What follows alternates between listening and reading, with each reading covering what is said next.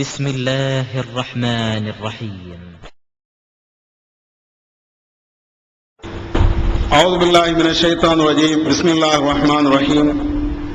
கண்ணியம் நிறைந்த இஸ்லாமிய சகோதரர்களே, தாய்மார்களே, ரபியுல் அவ்வல் மாதம் என்றாலேயே மௌலூது ஓதப்படுகின்ற ஒரு மாதம் என்று நம்முடைய தமிழக வட்டாரத்திலே அமைந்துவிட்டது. இன்னொரு கோணத்தில் அதை சொல்ல வேண்டும் என்றால், மீலாது விழாக்கள் கொண்டாடப்படுகின்ற மாதம். இதிலே நபி அவர்களை புகழ வேண்டும், அவர்களுடைய பிறந்த நாளை கொண்டாட வேண்டும் என்ற அடிப்படையிலே பல்வேறு நிகழ்ச்சிகளை நடத்தப்படுவதை பார்க்கிறோம். இந்த மீலாது அல்லது மௌலூத் இவைகள் மார்க்க அடிப்படையிலே அது இஸ்லாம் காட்டி தந்த ஒரு வழிமுறையா,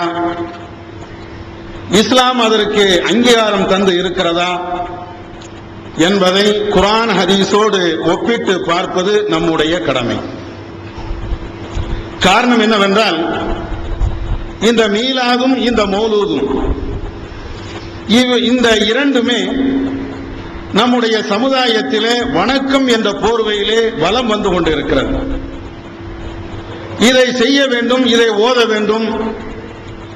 இந்த மீலாது விழாக்கள் கொண்டாடவில்லை என்றால், மௌலூத் ஓதவில்லை என்றால் அவன் இஸ்லாத்திற்கு அப்பாற்பட்டவன் என்ற கருத்தெல்லாம் பரப்பப்பட்டு வருகிறது. எனவே இதுக்கும் இஸ்லாத்திற்கும் என்ன சம்பந்தம்? இஸ்லாம் இதை ஏதாவது ஒரு கோணத்தில் வலியுறுத்தி இருக்கிறதா, அங்கீகாரம் அளித்திருக்கிறதா, அல்லது போனா போட்டும் செய்தா தப்பு இல்லை எந்த கோணத்திலாவது இது சொல்லி இருக்கிறதா என்பதை நாம் பார்ப்பது நம்முடைய கடமை.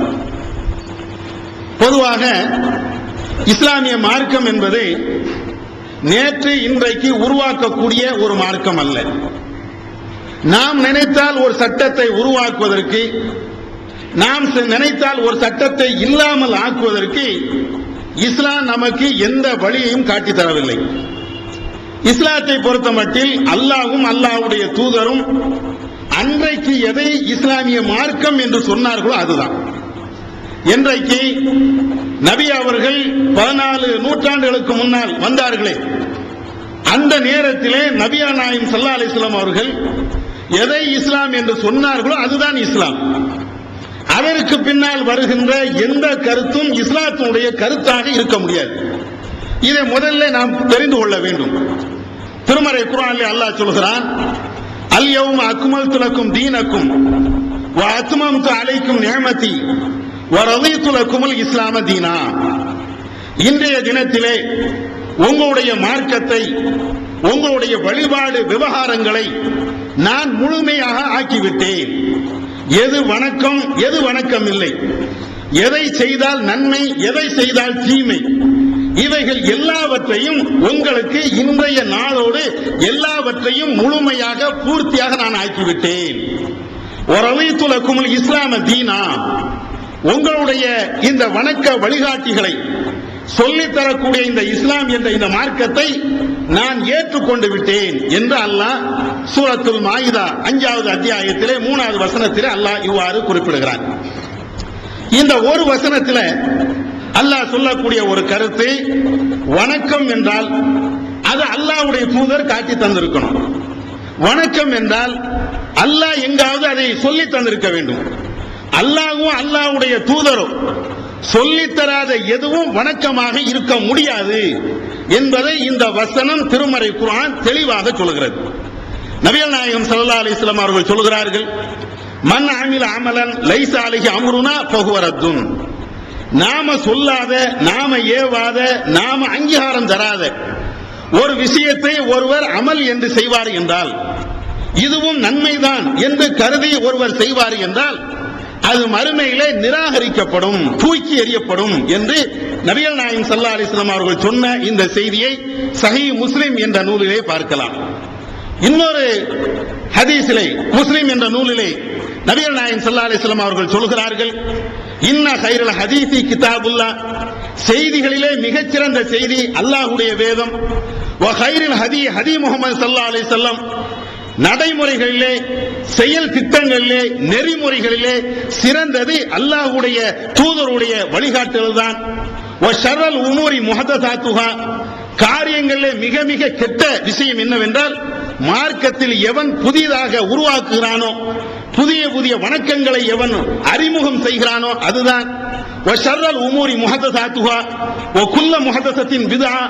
இவ்வாறு புதிதாக அறிமுகப்படுத்தப்படுகின்ற அனைத்து விவகாரங்களும், அனைத்து வணக்க வழிபாடுகளும் பித்ஆத்துகள், நூதன வழிபாடுகள்.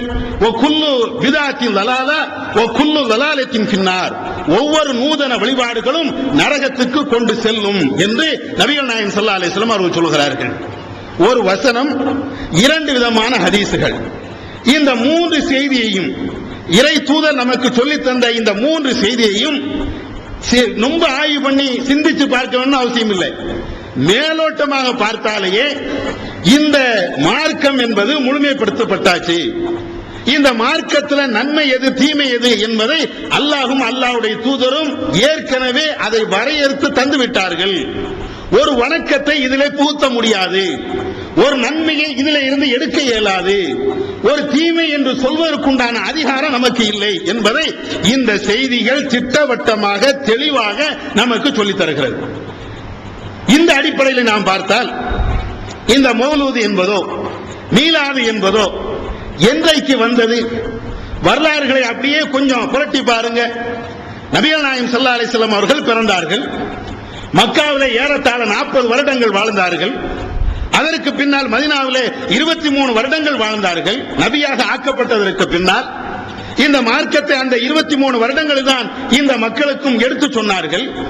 இந்த காலகட்டத்திலே, அல்லாஹ்வுடைய தூதருடைய காலகட்டத்தில் நபிகள் நாயகம் ஸல்லல்லாஹு அலைஹி வஸல்லம் அவர்களுடைய பிறந்த நாள் விழா எங்கேயாவது நடத்தப்பட்டதா? யாருக்கா நீங்க பெரிய ஆய்வு பண்ணி, பெரிய கஷ்டப்பட்டு பல ஆயிரக்கணக்கான கிதாபுகள் எல்லாம் புரட்டி தான் பார்க்கணும் அவசியம் இல்லை. யதார்த்தமாக ஒவ்வொரு யார்த்த கேட்டாலும் நபியுடைய காலகட்டத்தில் நபி அவர்களுடைய பிறந்த நாள் விழாவை ஒரே ஒரு ஆளை தவிர யாரும் கொண்டாடினது கிடையாது. ஒரே ஒரு ஆள் கொண்டாடி இருக்கிறார். நபி அவர்களுடைய பிறந்த நாளை, நபி அவர்கள் பிறந்ததற்கு பின்ன ஒரே ஒரு ஆள் தான் கொண்டாடினார். யார் கொண்டாடினா தெரியுமா? அபூபக்கர் ரலியல்லாஹு தஆலா அன்ஹு அவர்களா? ஆயிஷா ரலியல்லாஹு தஆலா அன்ஹா அவர்களா? நபி அவர்களுக்கு தோளோடு தோளோடு நின்றார்களே உமர் ரலியல்லாஹு தஆலா அன்ஹு அவர்களா? நபி அவர்கள் சம்பந்தம் செய்தார்களே அலி ரலியல்லாஹு தஆலா அன்ஹு அவர்களா? நபி அவர்களுக்கு பத்ர் போர் களத்திலே அவர்களுடைய நெஞ்ச நோக்கி வந்த அம்புகள் எல்லாம் தங்களுடைய மேனிகளிலே தாங்கினார்களே பத்ர் தோழர்கள் அவர்களா? உஹது போர்க்களத்திலே நபி அவர்களுடைய கடவா பற்களிலே, மூஞ்சிகளிலே, முகத்திலே எதிரிகளுடைய அம்புகள் தாக்குகின்ற அந்த நேரத்திலே அந்த அம்புகளை வீரத்தோடு கைகளிலே பிடித்து திரும்ப எய்தார்களே. உஹது போர்க்களத்திலே கலந்து கொண்டு 70க்கும் மேற்பட்ட சஹாபாக்கள் ஷஹீதாக ஆக்கப்பட்டார்களே, அவர்கள் இவ்வாறு மீலாது விழா கொண்டாடினார்களா? இல்லை தோழர்களே. எந்த பத்ர் போர் களத்திலே எந்த எதிரியை வீழ்த்துவதற்காக, எந்த எதிரிகளை ஒழிப்பதற்காக அல்லாஹ்வுடைய தூதர் படையெடுத்து சென்றார்களோ அந்த குறைஷி இனத்தை சார்ந்த அபூ லஹப் தான் முதலாக நபி அவர்களுக்கு பிறந்த விழா கொண்டாடினார். பிறந்த விழா என்ற இந்த மீலாது விழாவை கொண்டாடியது இஸ்லாத்தை சேர்ந்த இன்னுயிர் நீத்த உத்தம சஹாபாக்கள் அல்ல. அல்லாஹ்வுடைய தூதருக்கு பிறந்த நாள் விழா கொண்டாடியது நபி அவர்களை ஒழிக்க வேண்டும் என்று சொன்னானே. நபி அவர்கள் இந்த கலிமாவை எடுத்து சொன்ன பொழுது தப்பல்லக அலிஹாதா ஜமாஅத்தனா, இதற்காக எங்களை ஒன்று கூட்டினாய், நீ நாசமா போய் என்று அல்லாஹ்வுடைய தூதருடைய முகத்திலே மண்ணை வாரி தூக்கி எறிந்தானே. அந்த கயவன் தான், அந்த அயோக்கியன் தான், இஸ்லாத்தினுடைய விரோதி தான் இந்த மீலாது விழாவை கொண்டாடினார்கள் என்பதை வரலாறு இன்னைக்கு சொல்லிக் கொண்டிருக்கிறது. அப்படி என்றால் நபி அவர்களுடைய மீலாது விழாவை நாங்களும் கொண்டாடுவோம், நபி அவர்களை நாங்களும் போற்றுகிறோம், நபி அவருடைய வழிமுறைகளை நாங்களும் பின்பற்றுகிறோம் என்று மீலாது விழா கொண்டாடுகிறார்களே, இவர்கள் எந்த பாசறையில் இருந்து வந்திருப்பார்கள், எந்த வழித்தோன்றல் இருந்து வந்திருப்பார்கள், யாருடைய முன்மாதிரியை இவர்கள் பின்பற்றுகிறார்கள் என்பதை இதற்கு மேலாக விளக்க வேண்டும் என்பது அவசியம் இல்லை. இது எல்லாம் குறைஷிகளுடைய மக்கத்து காபிர்களுடைய சிந்தனை. அதுவும் வருடா வருடம் கூட அவர்கள் கொண்டாடவில்லை. பிறந்த அன்னைக்கு நபி அவர்களுடைய அந்த குடும்பத்திலே ஒரு வாரிசு வருகிறது என்ற அந்த நேரத்திலே செய்தார்களே தவிர அதற்கு பின்னால் செய்யவில்லை. இது ஒன்று. அதற்கு பின்னால் நபி அவர்கள் நபியாக அனுப்பப்பட்டதற்கு பின்னால் நபியுடைய தோழர்கள், நபி தோழர்கள் யாராவது செய்தார்களா என்றால் இல்லை. நபி தோழர்கள் இறந்ததற்கு பின்னால் சஹாபாக்கள் வாழ்ந்தார்களே, உமர் ரலியல்லாஹு அன்ஹு அவர்கள் ஆட்சி செய்தார்களே, அபூபக்கர் அவர்கள் ஆட்சி செய்தார்களே, அலி ரலியல்லாஹு அன்ஹு அவர்கள் ஆட்சி செய்தார்களே. இந்த கலீஃபாக்களுடைய ஆட்சி காலத்திலாவது இது போன்ற நடைமுறை இருந்ததா? இல்லை. அதற்கு பின்னால் இமாம் புகாரி போன்ற, இமாம் ஷாஃபி போன்ற, இமாம் அபு ஹனீஃபா போன்ற இமாம், இன்னும் பல ஏராளமான இமாம்கள் தோன்றினார்களே, அவருடைய காலத்திலாவது இந்த மீலாதுகள், இந்த மௌலூதுகள் இருந்ததா என்றால் வரலாற்றில் அதுக்கும் ஆதாரம் கிடையாது. எதுக்கெல்லாம் ஆதாரம் இருக்கிறது, எதுக்கெல்லாமும் ஆதாரத்தை பார்க்கலாம். இட்டு கட்டப்பட்ட பலகீனமான பல செய்திகளை பார்க்கலாம். ஆனால் இந்த மீலாதுக்கோ மௌலூதுக்கோ இப்படிப்பட்ட இமாம்கள், அதற்கு முன்னால் வாழ்ந்த சஹாபா பெருமக்கள் இவர்கள் செய்ததாக கூட எந்த ஆதாரத்தையும் பார்க்க இயலாது. அப்ப எங்க இருந்து இதை கண்டுபிடிச்சாங்க?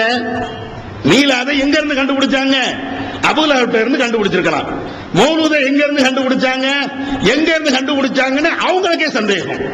ஏன் தெரியுமா? இது என்னுடைய சொந்த கருத்தா சொல்லல. மௌலூது கிதாப் இருக்குது. அந்த மௌலூது கிதாபுடைய ஆரம்பத்தில் நீங்க பார்த்தா சொல்ல தெரியும். அதுல எழுதியிருப்பாங்க, இந்த மௌலூது என்பது ஹதீப் அல் மதனி அவருக்குரியது. ஹதீப் அல் மதனி என்பவருடைய அவர் எழுதினாக இருக்கலாம். வக்கீல இமாம் கஸ்ஸாலி, இந்த மௌலூது என்பது இமாம் கஸ்ஸாலின்னு ஒரு ஆள் இருந்தாரு, அவருக்கு அவர் எழுதியாக கூட இருக்கலாம் என்று சொல்லப்படுகிறது. ஆனா கஸ்ஸாலி இமாம் எழுதினா கூட வரலாறு இல்லை. இமாம் ஹத்தீபு நீ எழுதி வச்சிருக்கிற, அவர்தான் இதை எழுதினார், அவர்தான் இதை உருவாக்கினார் என்பதற்கு கூட இதுக்கு ஆதாரத்தை பார்க்கவே முடியாது. என்ன இருக்கு தெரியுமா? மௌலூது யார் எழுதினாங்கிற ஒரு பக்கம் இருக்கட்டும், எப்ப உருவாச்சு? நீ இமாமை பின்பற்றுவதா இருந்தால் இமாமுடைய காலத்தில் வந்ததா? சஹாபாக்களை பின்பற்றுவதா இருந்தால் சஹாபாவுடைய காலத்தில் வந்ததா? யாருடைய காலத்தில் இது இருந்தது? வரலாற்று ரீதியாக பார்த்தால் நம்முடைய சமீப காலத்தில் வந்த ஒரு நிகழ்வாத்தான் இருக்குமே தவிர வரலாறு முழுவதும் ஒரு 2 நூற்றாண்டுகளுக்கு முன்னால் சென்று பார்த்தால் இந்த மௌலூது என்ற இந்த குப்பையை யாரும் ஓதியதாக வரலாற்றில் இருந்ததாக எந்த சரித்திரத்தை பார்க்க முடியாது. இது ஒரு சரித்திர ரீதியாக ஒரு சில தகவல்கள். இது அல்லாம இந்த மௌலூது என்ற இந்த நூற்களில அதனுடைய பைத்துகள்ல பல தவறுகள் இருக்குது. அது ஒரு பக்கம்.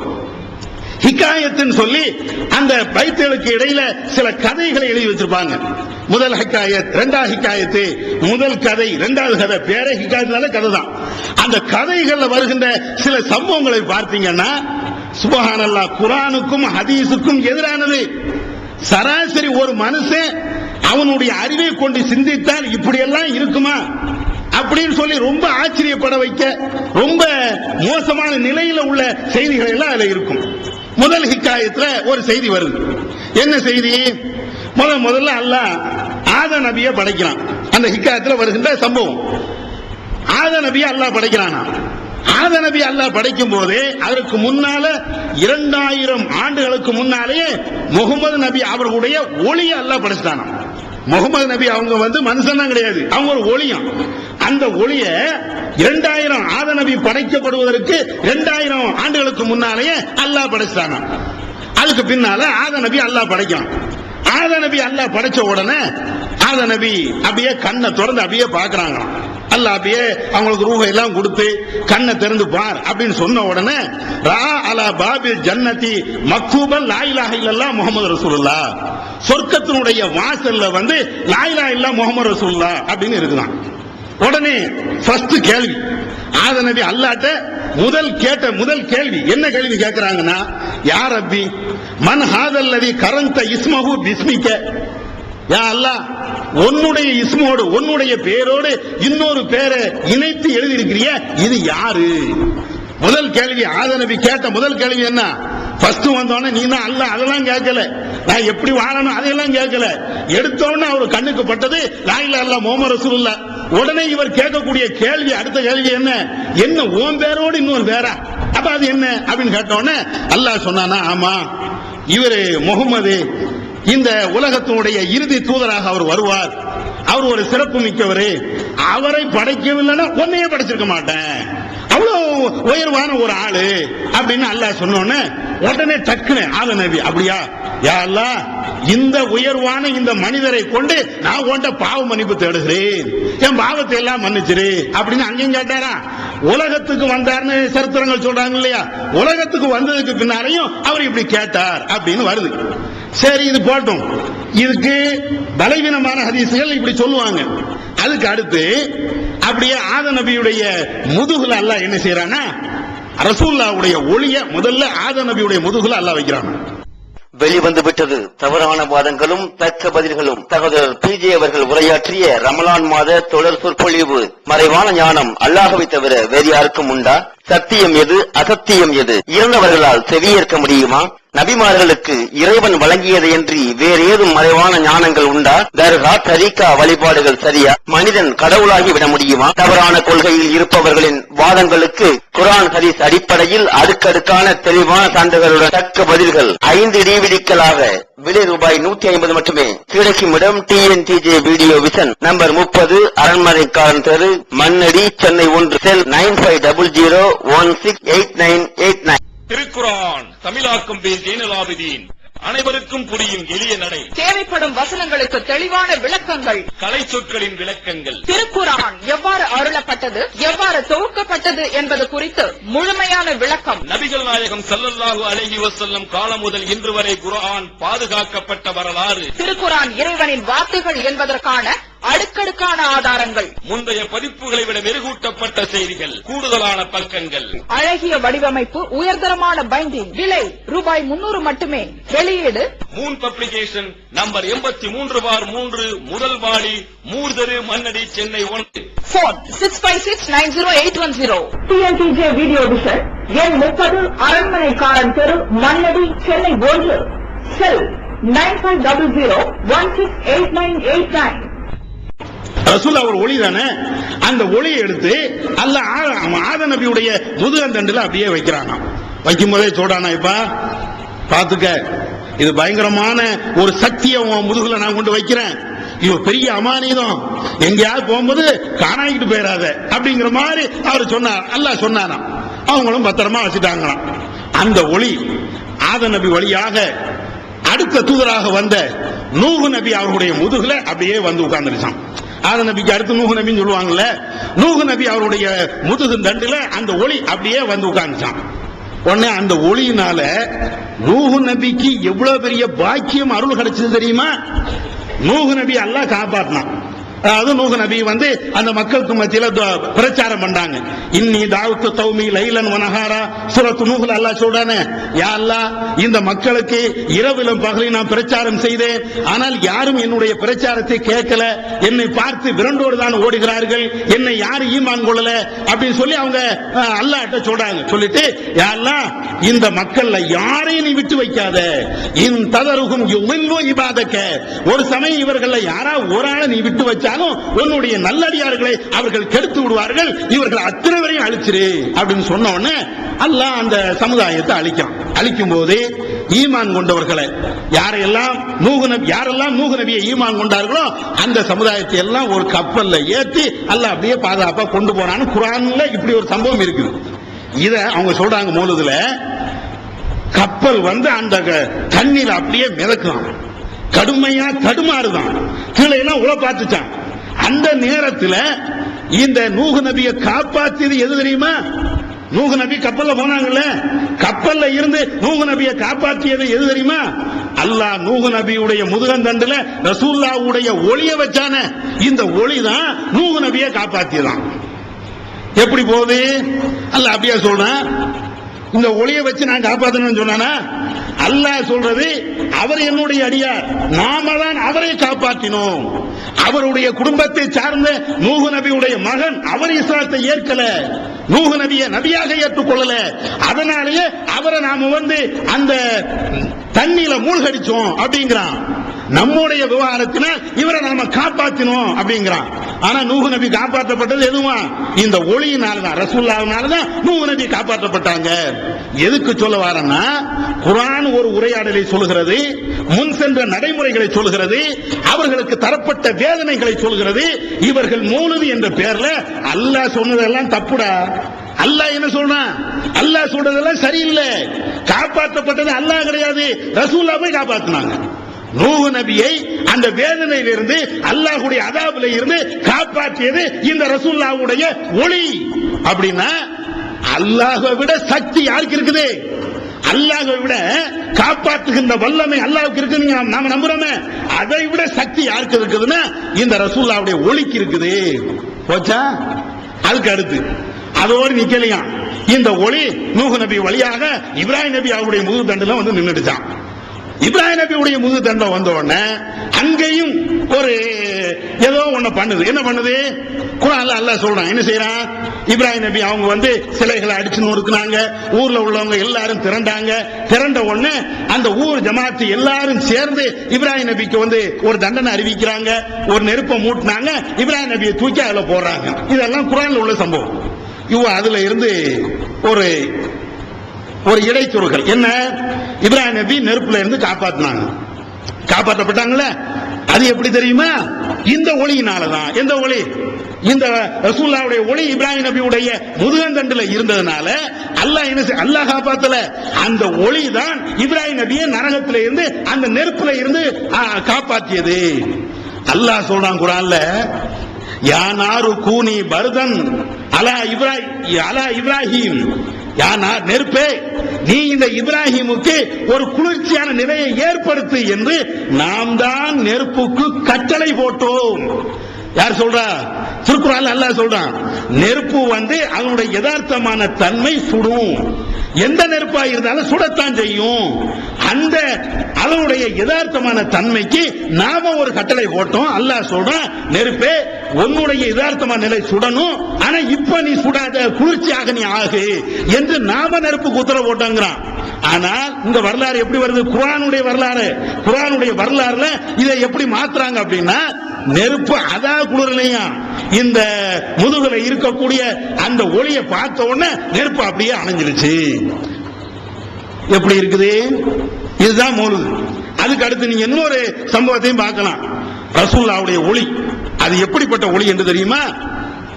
அந்த நூரல் அர்ஷி வல் குர்சி வல் லௌஹி வல் கலமி வல் ஷம்ஸ வல் கமர், ரசூலுல்லாஹ்வுடைய ஒளி எல்லாம் ரசூலுல்லாஹ்வுடைய ஒளியில இருந்துதான் குர்சி, அல்லாஹ் இருக்கக்கூடிய சிம்மாசனம் இருக்குது, அதுக்குண்டான ஒளியும் இந்த ஒளியில இருந்துதான் போகிறது. அதே மாதிரி அரிசிக்குண்டான ஒளியும் இதுல இருந்துதான் போகிறது. பேனாவுக்குண்டான ஒளியும் இதுல இருந்துதான் வருகிறது. சூரிய ஒளி, சந்திர ஒளி, இவைகள் எல்லா ஒளியும் ரசூலுல்லாஹ்வுடைய ஒளியில இருந்துதான் எல்லாமே வருகிறது. ரசூலுல்லாஹ்வுடைய ஒளியில இருந்துதான் சூரியன் அல்லாஹ் படைச்சானா. ரசூலுல்லாஹ்வுடைய ஒளியில இருந்துதான் குர்சி அல்லாஹ் படைச்சானா. ரசூலுல்லாஹ்வுடைய ஒளியில இருந்துதான் அரிஷ் அல்லாஹ் படைச்சானா. ரசூலுல்லாஹ்வுடைய ஒளியில இருந்துதான் லௌஹுல் மஹ்ஃபூல் என்ற விதிகள் எழுதப்பட்ட அந்த ஏட்டை அல்லாஹ் படைச்சானா. எழுதுறதுக்காக வேண்டி பயன்படுத்தப்பட்ட அந்த பேனாவை அல்லாஹ் படைச்சானா. எல்லாமே ரசூலுல்லாஹ்வுடைய ஒளி. இவ்வளவும் இப்படியே சொல்லிக்கிட்டே போறாங்க. கடைசியாக ரசூலுல்லாஹ் பிறக்கிறாங்களாம். அதை பார்த்தீங்கன்னா ரொம்ப ஆச்சரியமா இருக்கும். எப்படி பிறக்கிறாங்க? வாழையடி வாழையாக ஒவ்வொரு ஆளுடைய முதுகு தண்டிலையா இந்த அல்லாஹ்வுடைய தூதருடைய ஒளி அப்படியே வருதான். நூஹ் நபி, இப்ராஹிம் நபி, அப்படியே ஒவ்வொரு நபிமார்களா நல்லவர்கள் வழியாக அப்படியே ரசூலுல்லாஹ்வுடைய உம்மா ஆமினாவுடைய முதுகந்தண்டுக்கு அது வந்து இறங்குதான். ரசூலுல்லாஹ்வுடைய உம்மா ஆமினாவுடைய முதுகந்தண்டுல அவங்க வந்து இறங்குறான். அவங்க வந்து பிள்ளைய பெறாங்களாம். அதாவது ரசூலுல்லாஹ்வை பெற்றெடுக்கிறாங்க. பெறும்போதே அவங்களுக்கு சாதாரண பெண்களுக்கு ஏற்படுகின்ற பிரசவ வலி போன்று அவங்களுக்கு ஒரு வலியும் கிடையாது. ஏன்னா அவங்க பெற்றெடுக்கிற ரசூலுல்லாஹ் இல்ல, ஒரு ஒளியில பெற்றெடுக்கிறாங்க. அதனால அவங்களுக்கு சாதாரண எல்லா பெண்களுக்கும் இருக்கிற மாதிரி பிரசவ வலி இல்ல. எல்லா பெண்களுக்கும் பிரசவ நேரத்தில் பிரசவ தீட்டு ஏற்படுமே, அது மாதிரி ஆமினாவுக்கு ஏற்படல. இப்படி அவங்க குழந்தை பெற்றெடுக்கின்ற அந்த நேரத்தில் நேரத்தில் வானவர்கள் எல்லாம் ஆமீனாவை சுற்றி அப்படியே அணியணியா நிக்கிறாங்களாம். எல்லா வானவர்களும் என்ன நினைச்சிட்டு இருக்கான், நரசு நினைச்சிட்டு இருக்கான். வானவர்களை எவ்வளவு மத்தம் தாழ்த்தி பேசுறான்னு தெரியுதா? ரசூலுல்லாஹ்வை புகழ்கிறோம் என்ற அடிப்படையில் வானவர்களை எல்லாத்தையும் அவங்க என்னமோ சுத்தி இருந்து பேர்காலம் பார்க்கக்கூடிய நரசு பொம்பளை மாதிரி அவங்க நினைச்சிட்டு எல்லா வானவர்களும் சுத்தி நின்னாங்களா. நறுமணம் அப்படியே கமலிச்சான். அப்ப ரசூலுல்லாஹ் பிறக்கிறாங்களா, பிறக்கும் போது எப்படியா அப்படியே சஜிதா செஞ்சவர்களாக அப்படியே பிறந்தாங்களாம். குழந்தை பிறக்கும் போது ரசூலுல்லாஹ் பிறக்கும் போது சஜிதாவில் கடந்த மாதிரி இப்படி பிறக்குது. நான் கேட்கிறேன், நீ போய் பாத்தியா? உனக்கு தெரியுமா? இது எங்க இருந்து இந்த வரலாறு எடுத்த? எங்க இருக்குது? இது ஒரு இட்டுக்கட்டப்பட்ட செய்தியா இருக்குதா? அதனாலதான் இந்த ஹிகாயத், இந்த கதையை எழுதும் போது ஒரு வார்த்தையை மேல போட்டுருவாங்க. ஒரு ருவினா, ஒரு ருவிய இப்படி சொல்லப்பட்டது, இப்படி நாங்கள் அறிவிக்கப்பட்டோம், எங்களிடத்தில் இப்படி சொல்லப்பட்டதுன்னு வந்தாலேயே மார்க்கத்தில் வெறுக்க தகுந்த ஒரு செய்தி. நபிகள் நாயகம் ஸல்லல்லாஹு அலைஹி வஸல்லம் அவர்கள் அவங்க சொல்றாங்க, வகரிஹ ரசூலுல்லாஹி ஸல்லல்லாஹு அலைஹி வஸல்லம் கீல் வகால். நபிகள் நாயகம் ஸல்லல்லாஹு அலைஹி வஸல்லம் அவர்கள் வெறுத்த விஷயங்கள்லயே ஒரு விஷயம் என்னன்னா, சொல்லப்பட்டது அவன் சொன்னா, இங்க சொல்லப்பட்டது இப்படி சொல்லப்பட்டது, இப்படி சொன்னாலேயே வெறுக்க தகுந்த செய்தி என்று நபிகள் நாயகம் ஸல்லல்லாஹு அலைஹி வஸல்லம் அவங்க சொல்றாங்க. அப்ப இவைகள் எல்லாம் வரலாறுகளை, திருக்குர்ஆனுடைய உண்மையான வரலாறுகளை மாற்றுகின்ற வேலைகளை யூதர்கள் செஞ்சாங்களே, அந்த வேலையைத்தான் மௌலூத் என்ற அடிப்படையில் இவங்க செஞ்சிருக்கிறாங்களே தவிர நபி அவர்களுடைய உண்மையான வரலாறுகளை, அவர்கள் எப்படி நடந்தார்களோ அந்த சித்தாந்தங்களை இவங்க சொல்லவே இல்லை, எழுதவே இல்லை என்பது யதார்த்தமான உண்மை. அப்ப ஏன் இதை ஓதுறாங்க? அது ஒரு கேள்வி வருதா இல்லையா? இந்த மௌலூத ஓதுறதுக்கு என்ன காரணம்?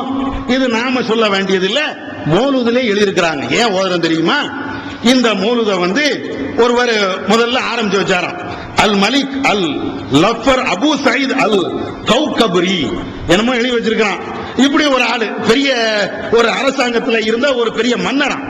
இவர் தான் என்ன செய்யறாருன்னா, இந்த மௌலூத படிச்சுட்டு இது ஒரு பெரிய விழாவா கொண்டாடி ஓதணும் அப்படின்னு சொல்லி அவர் எல்லா ஏற்பாடும் பண்ணாங்க. எல்லா ஏற்பாடும் பண்ணி அந்த மௌலூதை ஒரு சபையில வச்சு ஓதுறாரு. இந்த சபையில மௌலூத கலந்து கொண்ட ஒருவர் ஒரு சம்பவத்தை சொல்றாராம். என்ன சொன்னாரு? இந்த மன்னர் இந்த மாதிரி மௌலூது சபையை ஏற்படுத்தினார். அந்த சபையில 5000 ஆட்டுத்தலை இருந்தது. ஒன்னு ரெண்டு இல்ல, 5000 ஆட்டுத்தலை இருந்தது, 10,000 கோழிகள் இருந்தது, 1,00,000 பலகாரங்கள் இருந்தது, 30,000 ஹல்வா தட்டு, அல்வா தட்டு மட்டும் 30,000 அல்வா தட்டு இருந்தது. இதுல ஞானிகள், சூஃபிகள், பெரியோர்கள், நாதாக்கள், வலிமார்கள் அத்தனை பேரும் கலந்து கொண்டாங்க. எல்லாரும் சேர்ந்து இப்படி என்னது எல்லாம் சாப்பாடு. நம்ம சொன்னோம், இந்த மௌலூதுங்கிறது வெறும் சாப்பாட்டுக்கு காசுக்கா வேண்டிதான் ஓதுன்னு நம்ம சொன்னோமா இல்லையா? இது நம்முடைய வார்த்தையை சொல்லும் போது அப்படிலாம் இல்ல அப்படின்னு மறுத்தாங்க. இந்த செய்தி தமிழ்லையும் எழுதி வச்சிருக்காங்க, அரபிலையும் இருக்குது. மௌலூது கிதாபு அரபி மௌலூதுலையும் இருக்குது. தமிழ, அதாவது மௌலூத தமிழாக்கம் பண்ணி ஒரு ஆள் புத்தகம் கொடுக்கிறாரா இல்லையா, அதுல முன்னுரையில இது எழுதியிருக்கிறார். இப்படித்தான். அப்ப எதுக்கு? சாப்பாட்டுக்கு. இதோடு நிக்கலையா? அந்த மன்னர் என்ன செஞ்சார்னா, அன்றைக்கு இந்த மௌலூது நடக்கக்கூடிய அன்னைக்கு லுகர்ல இருந்து அடுத்த நாள் சுபு வரையிலையும் ஒரு இசை கச்சேரியும் ஏற்பாடு செய்தார். அதுல எழுதுங்க, இசை கச்சேரி ஏற்பாடு செய்தார். அதுல பாடப்பட்ட பேரின்ப பாடல்களை கேட்டு அந்த சூஃபியாக்களும் அந்த பெரும் பெரும் அறிஞர்கள் அத்தனை பேருமே நல்ல குதி ஆட்டம் போட்டார்கள். இது நான் சொல்லல, அவங்க எழுதின தமிழ்ல இருக்கு. அவங்க எழுதின மொழியாக்கம் பண்ணதுல இந்த வார்த்தை இருக்குது. அவர் பேசாம இசை கச்சேரி நடத்துறாரா. இசை கச்சேரியில சூஃபியாக்கள் இருந்து எல்லா ஆலிம்களும் எல்லா அறிஞர்களும் அதுல கலந்து கொண்ட அத்தனை பேரும் நல்ல குதியாட்டம் போட்டார்கள். அதோடு சேர்த்து இந்த அரசரும் குதியாட்டம் போட்டார். என்ன விளங்குன்னு தெரியுதா? அவுலியாக்களை நாம திட்டுதோம் சொன்னாங்களா இல்லையா? இப்ப யார் திட்டா நீங்க பாத்துக்கிடுங்க. இதுல இருந்து எனக்கு கிடைச்ச ஒரு செய்தி என்னன்னா, எவன் டான்ஸ் ஆடுகிறானோ, அது பிரேக் டான்ஸோ ரெக்கார்ட் டான்ஸோ, அவர்கள் எல்லாம் சூஃபியாக்கள் வழங்குது. இதுல இருந்து அப்படித்தானே வழங்குது. இதுல இருந்து நமக்கு தெரியுது என்னன்னா, ரெக்கார்ட் டான்ஸ் ஆடினா நல்ல சூஃபி அப்படின்னு வழங்க வேண்டியிருக்கு. சூஃபியாக்கள் தான் ஆடி இருக்கிறாங்கன்னு இது நம்ம சொன்ன கருத்துல மௌலூதுடைய ஆதாரம். மௌலூதுல இப்படி எழுதி வச்சிருக்கிறாங்க. அப்ப இந்த அடிப்படையில் பார்த்தாச்சுன்னா பெரிய பெரிய டான்சர்கள் இருக்கிறாங்களா இல்லையா, அவர்கள் எல்லாம் பெரிய பெரிய சூஃபிகள் இருக்குது. பெரிய பெரிய டான்சர்கள்லாம் பெரிய பெரிய சூஃபிகள். பெரிய பெரிய நடிகைகள்லாம் ஆடுதாங்களா இல்லையா, அந்த நடிகை இந்த நடிகை என்னமில்லாம நடிகை சொல்லுவாங்களா இல்லையா, அந்த நடிகைகள் எல்லாம் பெரிய பெரிய சூஃபிகள், பெரிய பெரிய அவுலியாக்கள். ஏன்னா ஆட ஆட ஆட அவுலியாக்களுடைய அந்த ஞானம் அவங்களுக்கு கிடைக்குது. ஞானம் கிடைக்க கிடைக்க பெரிய பெரிய ஆலிம்களாக அவங்க உருவாகுறாங்க, வலியாக உருவாகுறாங்க. அவங்க தான் இப்படி செஞ்சாங்க அப்படின்னு சொல்லி மௌலூதுல இருக்குது. இவ்வளவு பெரிய அசிங்கத்தை, இவ்வளவு பெரிய இஸ்லாத்துக்கு மாற்றமான ஒரு சட்டத்தை இதுவும் அமல் என்று செய்தால் சராசரி ஒரு மனுஷன், ஒரு கொஞ்சம் ஈமான் இருக்கக்கூடிய ஒரு மனுஷன் இவ்வளவு செய்ய முடியுமா? நீங்க ரசூலா காட்டி தரல, சஹாபாக்கள் காட்டி தரல, முன்னோர் அதெல்லாம் தனி வாரம். இவ்வளவு பெரிய அசிங்கங்களை இஸ்லாம் தடுத்த ஒரு பாவமான ஒரு கேளிக்கை கூத்துக்களை அதுதான் மௌலூது என்று அவங்களே எழுதி வச்சிருக்கிறாங்களே, இது எப்படி வணக்கமாகும்? இந்த அடிப்படையிலே இது சுத்தமாக வணக்கம் இல்லை என்பதை தெளிவாக விளங்கிக் கொள்ளலாம். நாம் இது போன்ற பிதாத்துகளில் இருந்து நாம விளங்கணும். நரக நெருப்பில் இருந்து நாம காப்பாற்றப்படணும். அல்லாஹ்விடத்தில் இதற்காண்டி நாம துஆவும் செய்யணும். ஏற்கனவே ஓதி இருந்தால் யா இதை தெரியாம ஓதிட்டேன், என்ன மன்னிச்சிரு என்று அல்லாஹ்ட்ட துஆ செய்யணும். தெரியாம ஓதுகின்ற மக்களுக்கும் இதுல இவ்வளவு பெரிய தீமை இருக்கிறது என்பதை தெளிவாக எடுத்துச் சொல்லணும். வல்ல அல்லாஹ் நம்ம கேட்டதன் அடிப்படையில் வாழாவன் அருள் செய்வானாக. வாசுதவன். தமிழ்நாடு தௌஹீத் ஜமாஅத்தின் ஆதரவற்றோர் இல்லம் இறைவனுக்கு செய்ய வேண்டிய கடமைகளுக்கு அடுத்தபடியாக பெற்றோரை பேணுவது பற்றி இஸ்லாம் அதிகமாக வலியுறுத்துகிறது. பெற்றோரை பேணாதவர்கள் மறுமையில் வெற்றி பெற முடியாது என்று இஸ்லாம் அறிவுறுத்துகிறது. ஆயினும் இஸ்லாத்தின் இந்த கட்டளையை சில முஸ்லிம்கள் அலட்சியம் செய்து பெற்றோரை வீட்டை விட்டு விரட்டுகின்றனர், பெற்றோரை பிச்சைக்காரர்களாக மாற்றுகின்றனர். இந்த அவல நிலைக்கு பரிகாரம் காணும் வகையில் முதியோர் ஆதரவு இல்லத்தை தமிழ்நாடு தௌஹீத் ஜமாஅத் நடத்துகிறது. தாயன்புடன் உணவு, உடை, மருத்துவம் உள்ளிட்ட 24 மணி நேரமும் செவிலியருடன் கூடிய பராமரிப்பு மற்றும் தனி ஆம்புலன்ஸ் வசதி இவை அனைத்தும் முற்றிலும் இலவசமாக செய்து தரப்படுகிறது. அனாதைகளை அரவணைப்பவரும் நானும் சொர்க்கத்தில் இணைந்திருப்போம் என்ற நபிகள் நாயகம் ஸல்லல்லாஹு அலைஹி வஸல்லம் அவர்களின் அமுத மொழியை ஏற்று அனாதைகளை அரவணைக்கும் இல்லமும் தமிழ்நாடு தௌஹீத் ஜமாஅத் நடத்தி வருகிறது. இப்பணியை தொடர்ந்து செய்திட உங்கள் நன்கொடைகளையும் ஜகாத்தையும் தாராளமாக வாரி வழங்குமாறு கேட்டுக்கொள்கிறோம். உங்களது நன்கொடைகளை டிடியாகவோ செக்காகவோ மணி ஆர்டராகவோ அனுப்பலாம். டிடி அனுப்புபவர்கள் தமிழ்நாடு தௌஹீத் ஜமாஅத் வங்கி கணக்கு எண் 7882748827 இந்தியன் வங்கி மண்ணடி கிளை என்ற பெயரில் எடுத்து அனுப்ப வேண்டிய முகவரி தமிழ்நாடு தௌஹீத் ஜமாஅத் மாநில தலைமையகம் 30 அரண்மனைக்காரன் தெரு மண்ணடி சென்னை 1. போன் 044252152226. Allah